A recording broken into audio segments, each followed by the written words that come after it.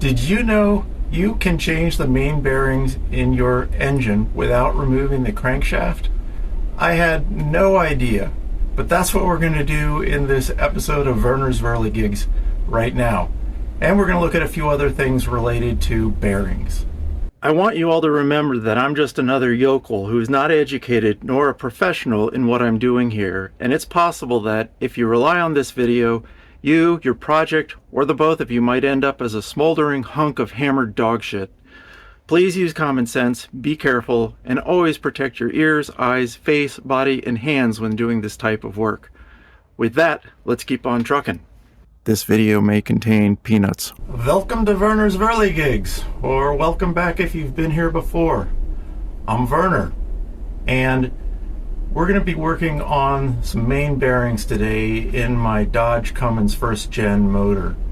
And I recall about 3 or 4 episodes ago, I figured out that my oil pump completely failed, and the motor ran for some amount of time without oil. I think it's probably measured in seconds and not minutes, but I'm still concerned that some of the bearings might have been oil starved, and which would have led to exceedingly rapid wear.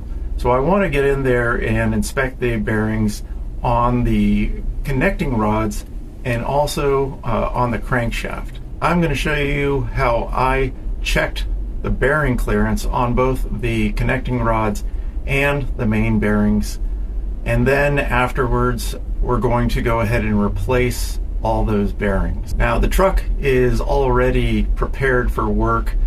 In a prior video I removed the oil pan from the truck, and that's pretty much the hardest step, or one of the hardest steps, to getting in there to those bearings. But it's up on jack stands already, the rear wheels are chalked, the oil pan is off. So this is really going to be just about the bearings themselves and none of the other things that we have to do in preparation. If you're interested in those other things, go back and look at the other videos about this truck and you'll be able to watch those as well. I'm not going to drag you through each and every bearing in the truck. That would be 13 sets of bearings. What I am going to do is show you how to test the clearance in a rod bearing and in a main bearing, and then I'm going to show you how to change the rod bearing and the main bearing. Well, I'm going to show you how I did it. I'm not necessarily suggesting that my way is the right way, but it's the way I did it. And one last thing before we jump in, remember to look across the bottom of the screen at the timeline. I take time every single video to put chapters so that you can skip around the video and know where you're skipping to. It's a great resource, and use it if you want to go back and look at something again. Okay guys, well with that, let's jump in. This is going to be the office for the next little while. We're underneath the truck with the oil pan removed, and we're looking at starting at the back of the engine here. So this is the main bearing number 7, 6, 5, 4, and so on. And then we have connecting rod 6, 5, 4, and so on. And here we are at the front of the engine, and you can even see here's the gear on the crank. So we've got 1, 2, and 3 main bearing, 4, I'm sorry, 1, 2, and so on connecting rod. Now we're looking up into the block after I've removed the number 6 cap on the connecting rod and the number 7 cap on the crank bearing. So we can see these journals here. To my somewhat inexperienced eye, they look pretty good. Yeah, like nothing jumps out at me immediately. But one thing else I wanted to look at is this, the bearing shell on the other side. I pushed the rod bearing and the piston upwards and got it free of the journal here. And now you can see this is the upper side, or the rod side of the shell bearing for the connecting rod. And again, in my inexpert opinion, it looks pretty decent. there are some signs of wear in here. There's nothing scary, I guess is the best way that I can say that. And again, I'm not an expert. I have shared pictures of these journals and bearings with some other people on Cummins forum and gotten similar feedback. Remember, right now we're just looking for oil starvation from running the motor on the truck or the engine after the oil pump failed. All right, we're going to check the clearance in here now using some plastigauge. See if you can. You may or may not be able to see that little itty bitty green line there at the very center of the bearing. That's the plastigauge, and we put it in here and torque it down to the standard specs. And then once we're done with that, we take it back apart and we check the width of that little guy to see what the clearance is in there. So for the manual, we're going to tighten this down to 73 foot-pounds in 3 stages. So first we're just going to go down to 26. Okay, now we're going to raise this up to 52. And finally 73. Unfortunately, I lost the footage of me removing the cap from the connecting rod, but it's no big deal. We'll continue on. So now we're looking at the connecting rod bearing clearance, and this right here, the shadow of green shadow, is the plastigauge that's been smushed. And so I'm looking at it, and I think we might even be less than 2/1000ths of an inch, which is good news. We're certainly not down to 1.5 thousandths of an inch, but I would say we're certainly just a little bit below 2/1000ths of an inch. It's definitely smaller than 3/1000ths. The spec on this is 3.5 thousandths of an inch. We want the bearing clearance to be less than 3.5 thousandths of an inch. So we're well within that range, which is good news. Okay, same drill. We've got the stuff in here. Just make sure that both mating surfaces are clean.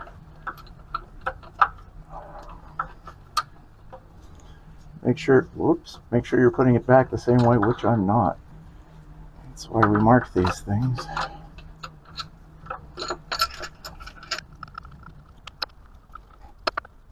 And this process is going to be similar as well. We're going to torque them at 45, then 88, then 129 foot-pounds. And then we'll release it and look and see what kind of clearance is in there. And this one has the same spec as the connecting rod, and it must be less than 3.5 thousandths of an inch. This one's 88. All right, we'll shut this down and then I'll turn the camera back on when we're ready to measure. Okay, this time it came out on both sides. There was some plastigauge on the journal and on the bearing.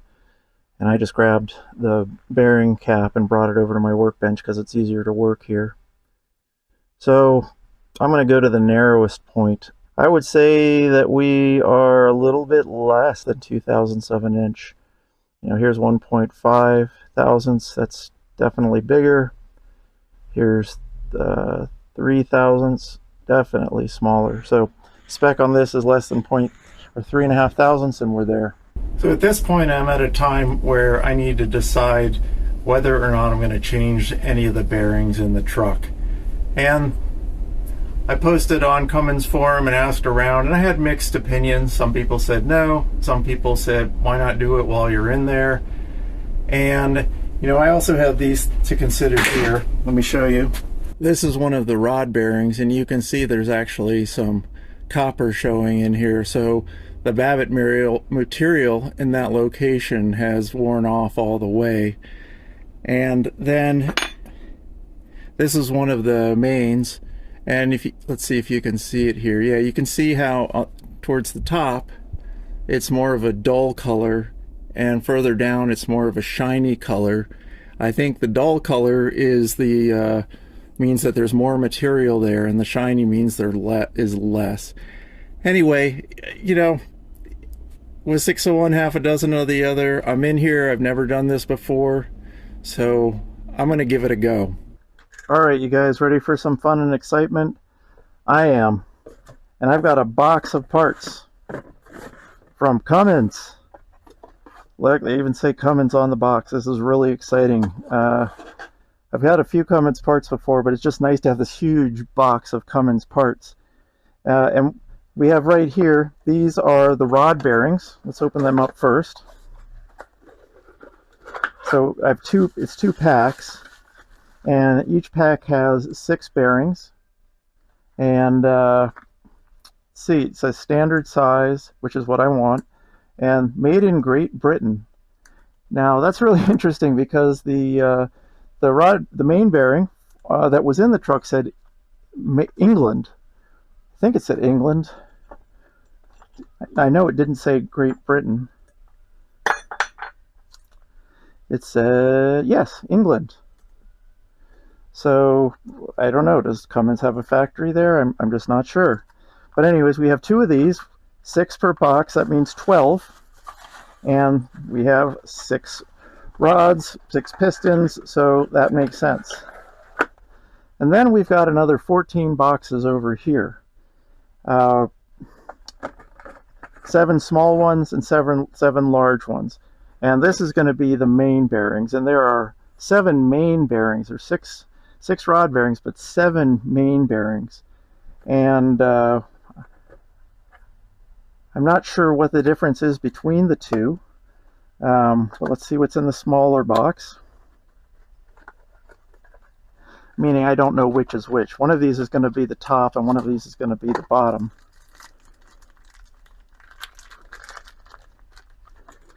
I just don't know which is which.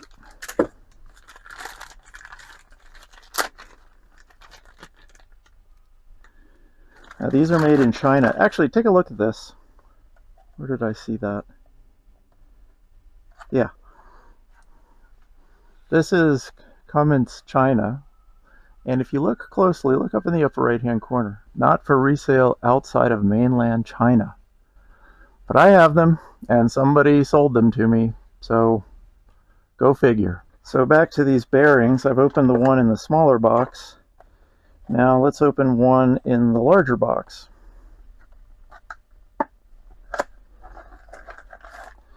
See what the difference is.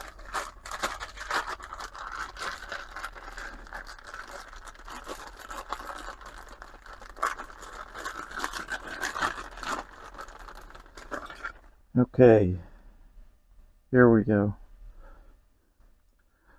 So I don't know which goes where, but we definitely have two bearings that are, 2 halves, 2 shells, and one has holes and one doesn't. And those holes are for oil travel. So we should have some thrust bearings too. Let's see. This one is heavier. I bet they're in here.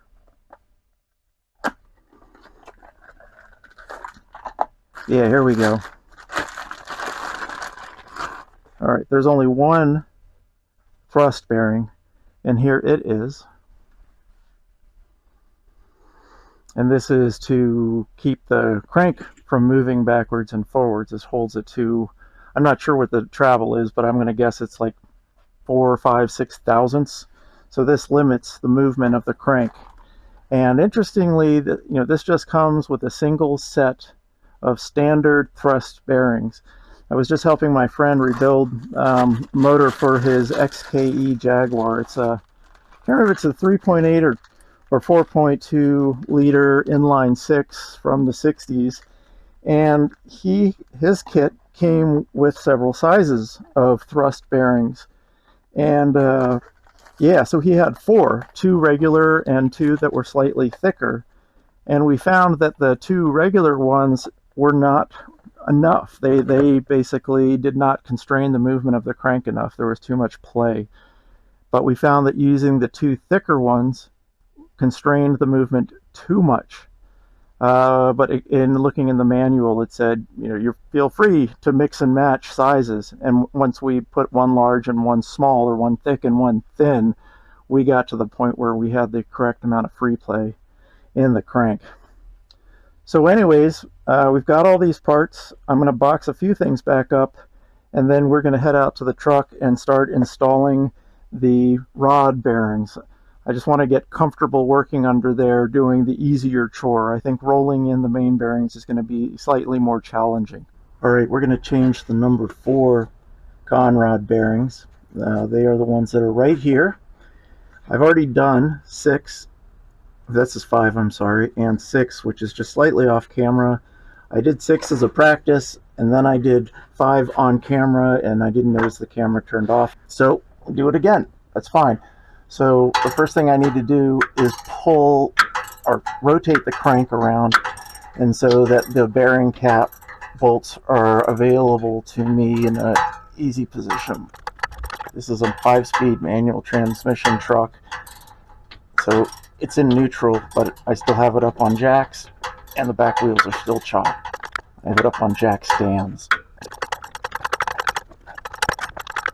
Okay, that looks pretty good. Alright, this is the number 4 cap. Not even going to pretend to be strong. The angle is starting to get awkward because this is over the axle, so I'm just going to use my impact driver to release these. Be careful that you don't want to take these out all the way right away, because they'll fall out and fall on your face. So I get them started. I gotta say, I prefer doing a lot of things by hand. I didn't even buy impact drivers until a few years ago, and that was just because I was starting to work on bigger machinery. Up until that point, I was working with motorcycles, and it just didn't make any sense to try to do that with impact drivers. I've got the bearing cap right here, and you can see there's a groove on this side, and this side doesn't have one, so I'm going to right in my face. What did I tell you, Werner? Don't do that.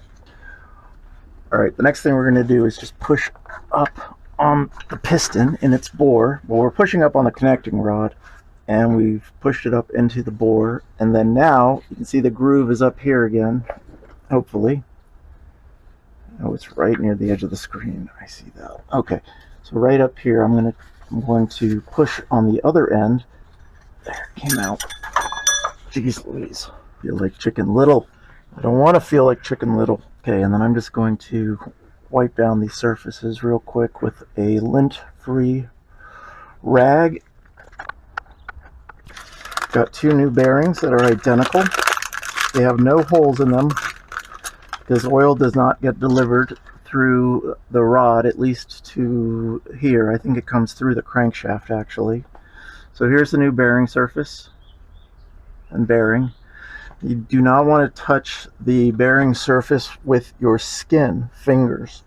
I've got gloves on, and my gloves are dry and clean at the moment, so that's fine. I'm going to put a little engine assembly lube onto the bearing surface, spread it around with my finger. Remember that the groove was towards the left side, so putting in the bearing that way.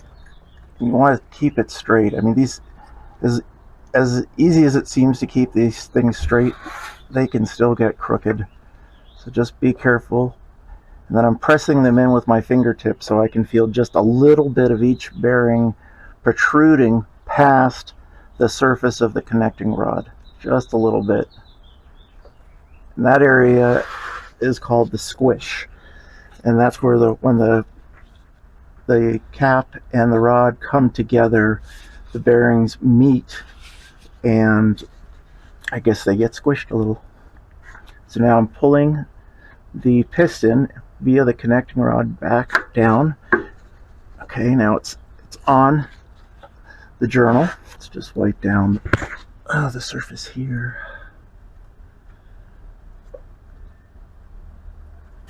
I've taken some engine lube and I put it onto the surface of the bearing, and now I'm going to insert the bearing into cap. Okay, and lastly I've put a piece of plastigauge on the bearing surface, and I'm going to put it back up in here, and we're going to torque it down in 3 stages. First will be 26 foot-pounds, then 52, and finally 73. So when you're installing this, there's numbers on the surface of the surface of the cap over here. You want to make sure they're facing the engine cooler, which is on the passenger side. Now I'm grabbing my torque wrench. I'll set it for 26 foot-pounds. Okay, that's 26.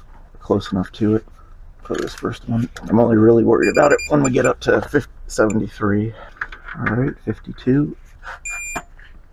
My camera shut off due to it having too much footage in it, so I already broke these free, but I'm just going to spin them off now. Pretend that it's going ta ta ta ta ta ta ta ta. And why are we taking them off again? Because we're going to check the plastigauge and see what kind of gap there is, or space there is. Should be between or under 3.5 thousandths. It's kind of hard to see. It's right there. So I'm going to grab my plastigauge piece of paper, put it up here, and have a look. I can already tell it's good enough, but it's somewhere around 2, maybe slightly under 2 thousandths, and again it's supposed to be under 3.5 or less than 3.5, so that's great. Okay, once again, numbers on the passenger side by the to the oil cooler. Everything's clean. Assembly lube on the bearing surface. Put a little bit of engine oil onto the threads for these conrod bolts. I don't know why. The manual doesn't tell me why. I wonder, now I'm thinking about it, is that to charge the system, or am I supposed to be putting enough oil in there to try to...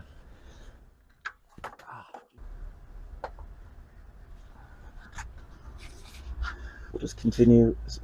So 26, 52, and finally 73. 2 more steps. We still have free play here. And secondly, we want to check the gap between crankshaft and the connecting rod. And that should be somewhere between 4 and 12 thousandths of an inch. After we have the connecting rods back in place, one last thing that we need to do is measure the gap between the connecting rod and the crankshaft.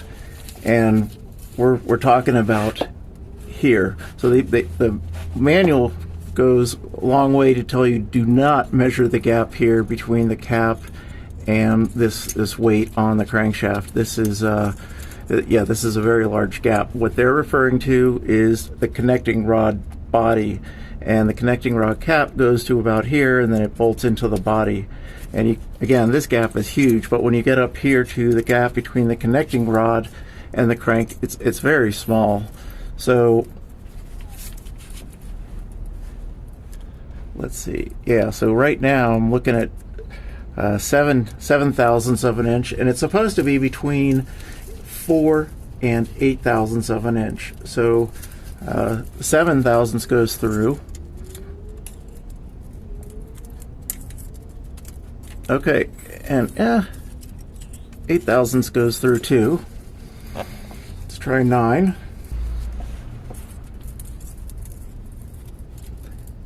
Barely. I don't think 10's going to go through, but we'll test it just to say that we've done it. Yeah, 10's not going to make it through. So let's call it 9 thousandths, and spec is between 4 and 12 thousandths, so we're okay there. And now we just need to do it 5 more times to check the other ones. It's time. It's time to remove and roll in some new bearings. So I've already done number 7, which is the furthest back. And now I'm going to do number 6. I always like to get one in and do a little practice before I start recording. Hold your ears.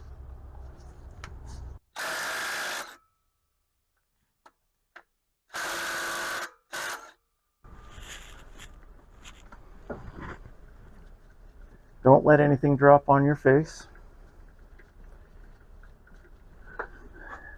Now this cap is likely not just going to fall out. The way you remove it is you don't hit it with a hammer or anything. All you want to do is get the bolts all the way out, and you just use them to rock it back and forth.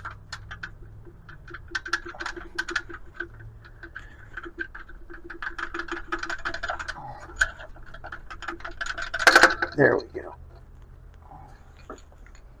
Oh, and this is the one with the shims on the side. What do they call that? Oh well, I can't remember at the moment. But it's the spacer that it's this part right here on the sides, and it's what aligns the bearing, the whole crankshaft forward to reverse, and takes up slot. Notice on this side we have the little ramp, and this side we don't. So we're going to want to take it out on this side. Now, first I'm just going to see what happens when I rotate the motor. Let's see if it'll walk out itself. No, not doing that, which is fine. All right, so I'm going to just give it a little tap over here. Oh wow, that one's coming out very nicely. Okay, so got it started, no problem. And many people suggested using a little tool like this that has a 90-degree on it, which is great, except I didn't get one that was big enough. So I'm just going to put this piece of wood up here to help me out. This one is coming out much easier than the last one.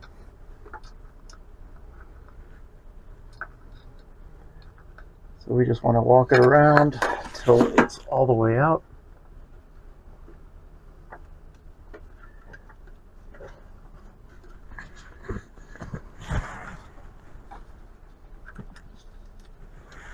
There we go. Here it is.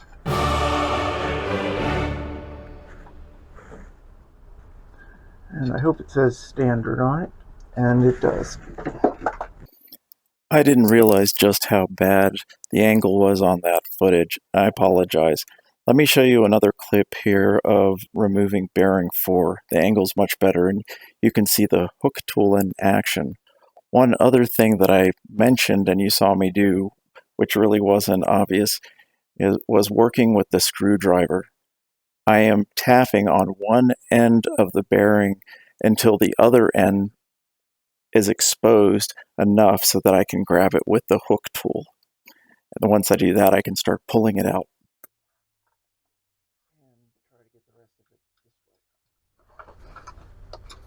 So you can see what I'm doing here. We're pulling it from the side that has the ramp on it.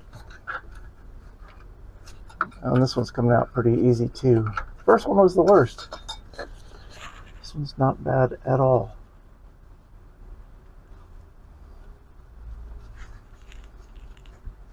Now I'm going to go and get some fresh bearings, and I'll be back. This is our new bearings on the bottom, old bearings on the top. And you can see on this surface, this is a silver color, and this one is copper. And if I flip it over, the same is true. Now, I think it must be a difference in manufacturing, because there's also copper down in the groove here, and I would expect that that part wouldn't have been worn away. So, you know, I don't think that we're seeing copper here because the surface has been worn away. But I'm going to do one thing. I'm going to just check the overall thickness of this and compare it to the new one.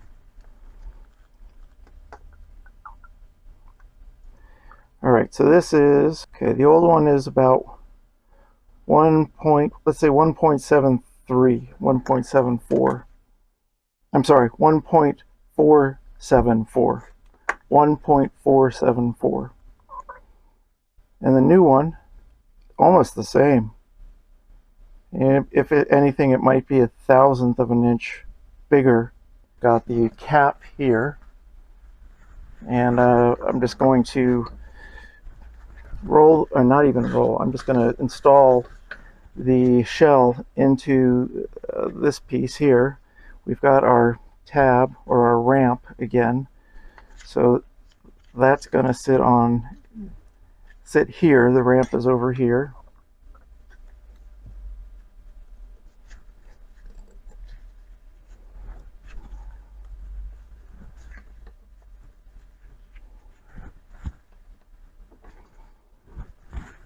Okay, and now we're going to walk out to the truck and install this new one. Now we're going to reinstall a new bearing, because we're not reinstalling it, we're installing a new bearing in here.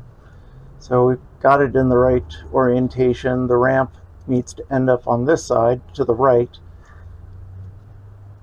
over here. So got this one started, and it's going in like the last one rather easily.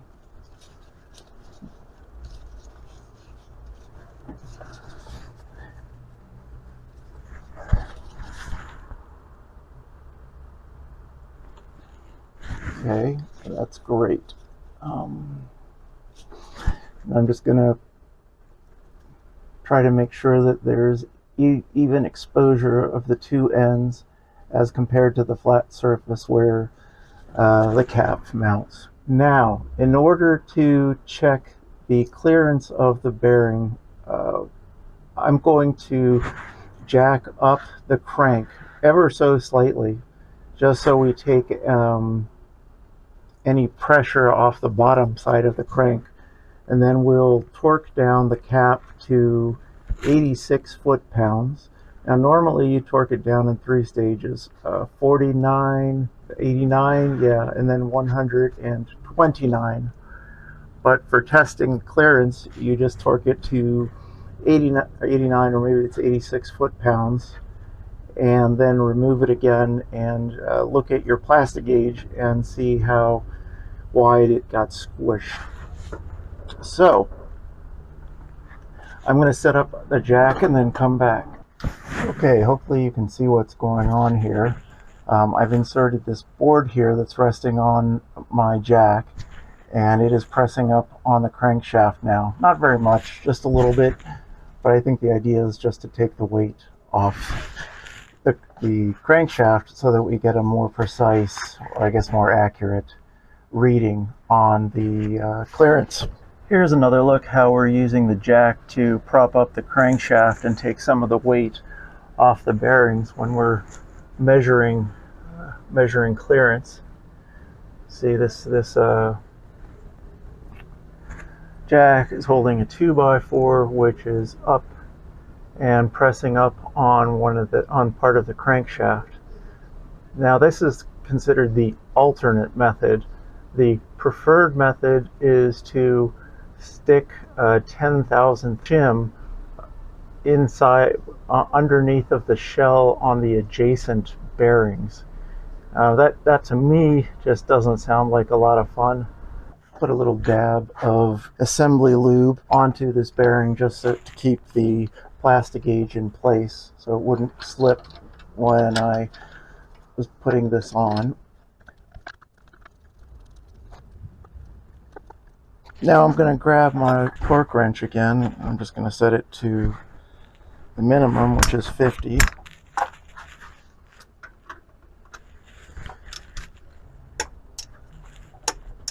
All right, and then we're going to increase the torque to 89.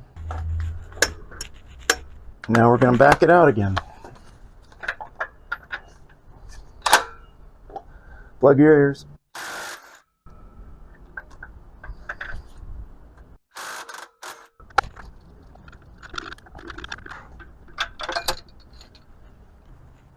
I believe you can see that up there. The line left by the plastigauge. SAE one.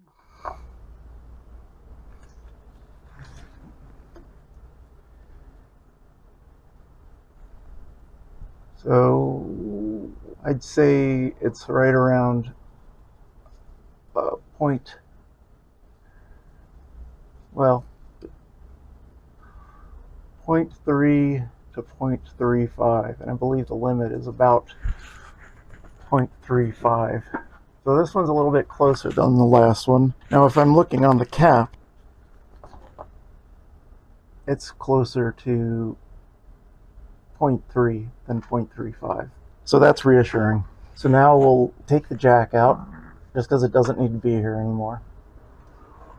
And I don't want to bump it down by accident. And I'm going to clean off the plastigauge. Now, I don't believe you need to.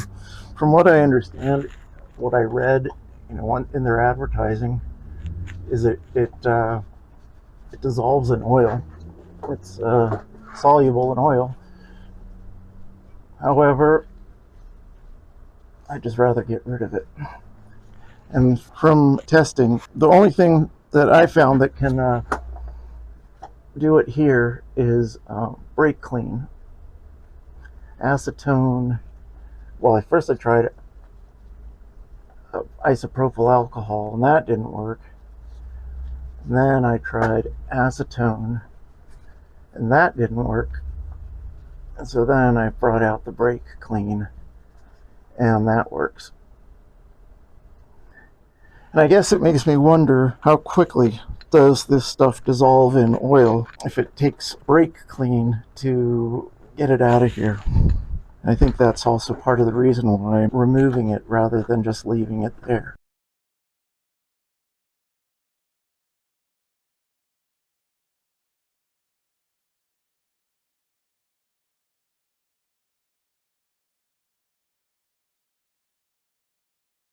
These are one way, if you will. That means that the cap can only go on in one direction. There's a number stamped over here on the left side of the screen, this one, and it says 6 because this is the 6th bearing.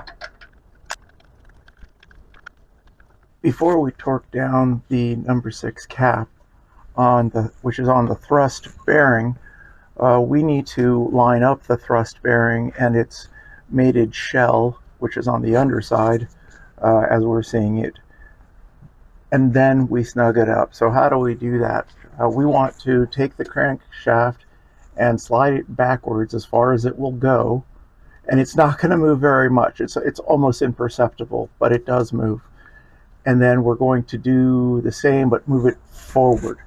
And so in order to do that, I'm just grabbing a pry bar, and I'm putting it here. I'm putting it between the crank and this cap over here and the rest of the body, and I'm just going to wedge this. And I felt it. You probably didn't even see it, but I could feel it. It moved just a small amount, and we're talking about specs are between 5 and 12 thousandths of an inch. So I'm not expecting a lot of movement here. So now I'm going to the other end, and I'm just doing the same. I've made sure now that it's all the way forward. That's all it takes. And then we do go through the same process of torquing down the bolts. Got my torque wrench here. We'll start at 50. And we'll step up to 90.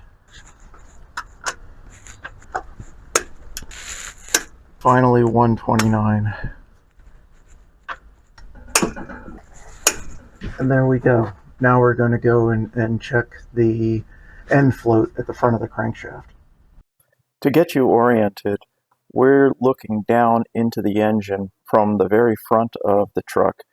And what you see is the dial indicator.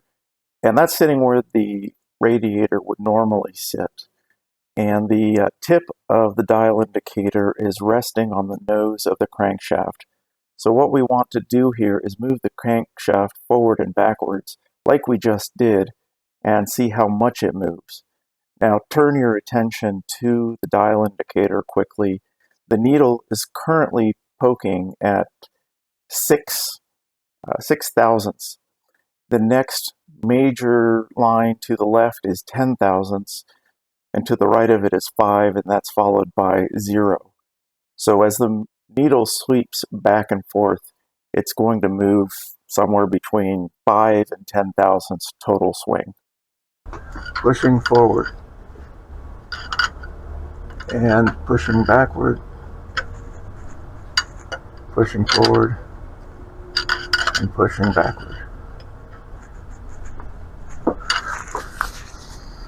What I observed was somewhere between 7 to 8 thousandths of swing, and that's perfect since the spec is between 5 and 12 thousandths. And as before, now that we have the first couple main bearings done, it's time to continue forward towards the front of the engine and do the remainder. We're at that point in the video where it's time to start wrapping things up. If you're still watching, my sincere gratitude to you, and I hope it was worthwhile. I hope you learned something. If you did, give me a thumbs up, or perhaps subscribe to my channel. It helps out the channel, they say. I don't know how the science works, but I'll just keep doing what I like doing, and hopefully you'll just keep watching because you enjoy watching. This was a really big moment in repair of this truck. We are finally at the point where we're going to start putting everything back together now. I was really pleased to go down this channel here, and I was able to see how all of the bearings were doing, and they were doing well. They didn't look all that bad, but while we're here, might as well replace them. And it was fun to do. I'm glad I learned how to do this work. And so coming up soon, we're going to be putting everything back together, and I think I'm even going to do a video on changing the engine mounts, which actually also includes the transmission mounts, even though Dodge just calls them engine mounts. So until next time, thank you very much, and so long for now.